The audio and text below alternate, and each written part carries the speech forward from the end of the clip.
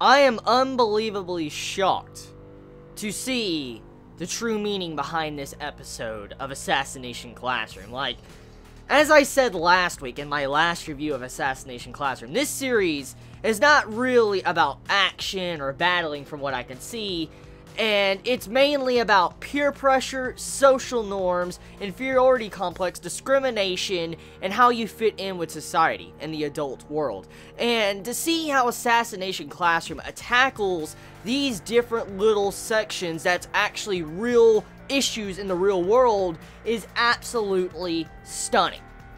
This episode, by far, the best episode of Assassination Classroom, because now I understand the real meaning of this great series, and now I understand why it is doing so damn well in Shonen Jump. I said it last week, and I'll say it again. After this episode, my suspicions of what this series is really about was answered in this episode.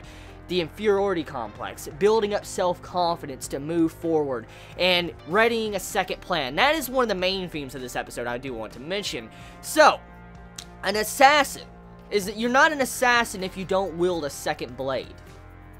That right there is very, very deep. You want to know why? It's metaphorical. That overall line in this episode can be taken as metaphorical because in life, when you are going down a path, let's say you have a career you want to do, or you have something, a future goal you want to accomplish, like an in-game goal, you should always have a fallback plan. You should always have a backup plan to fall back on if that goes south. For instance, if you were to say you wanted to get a house, okay?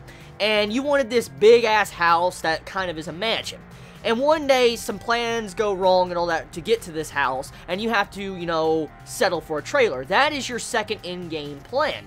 Pretty much, you should always have a second in-game plan to go on the side of what you do things. Never just have one plan. Never have one thing, one option. Always have multiple options to choose from in case something strikes you fast. And that right there is very, very deep when you start thinking about it. The main point of this episode is that in classroom, majority of the time they've been in this classroom, they only have one goal. And that's pretty much just try to deal with being discriminated against. That's one of the main things, because when they get into in-class, they are stuck. In class, before Koro Sensei came around, they were stuck, they were discriminated, the way the tests get changed and stuff like that, they were pretty much screwed, they were, and their dreams were crushed. And with this episode, Koro Sensei mentioned something very deep, and it goes with the theme of the episode. He says, all of you right now in class, all of your goal is to assassinate me. That's what you want to do, and you state that if you assassinate me, you get 10 billion yen, and that's quite a hefty amount of money. Yes, like anyone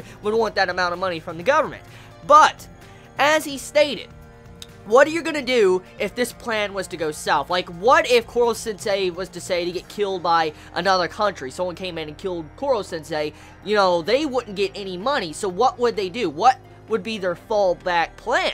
And so Koro Sensei pretty much is telling them you need to prep for life, because unexpected things happen, and you need to have a fallback plan. It may seem all nice and all that you need to worry about assassination, kill me, get the money and stuff like that. It doesn't change the fact is what happens after, let's say, you do kill me. Like, if Koro Sensei was to be killed, okay? The person that kills Koro Sensei doesn't have to share all that money with everybody else. Really doesn't have to. And so everybody else would kind of be fucked. They would. And so they need a fallback plan. And that is what Koro Sensei is doing. Building up this self-confidence, building up this path for these students to be able to have a career, a goal, and stuff like that. And it amazes me how Assassination Classroom could do something like this and do it so spot on, but so subtle. Like, the only way you can understand the true meaning behind Assassination Classroom is if you have actually experienced some of these issues yourself. Now, I want to point out something real quick. A bunch of you Chibits last week stated like, okay, so the society that this principal built into the school, it's unrealistic. Now, let me explain. It's not really that unrealistic. I mean, to the certain extent it is, and it is an anime, let's just be real here.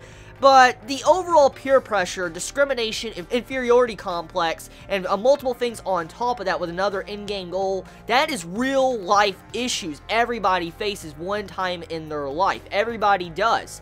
And so That is what you should take from the series. It's not the point of an entire classroom trying to assassinate a freaking tentacle monster. You should look at the real meaning behind the series. You know, accepting who you are, have confidence in yourself, continue to strive for these goals you want to set out to do, and that is what the series is about. And that's what makes it so good. It really does. If you don't like those type of morals, themes, and concepts in Assassination Classroom, I'm going to be real here, you probably shouldn't continue watching it, because the series is just very down to earth and it's realistic.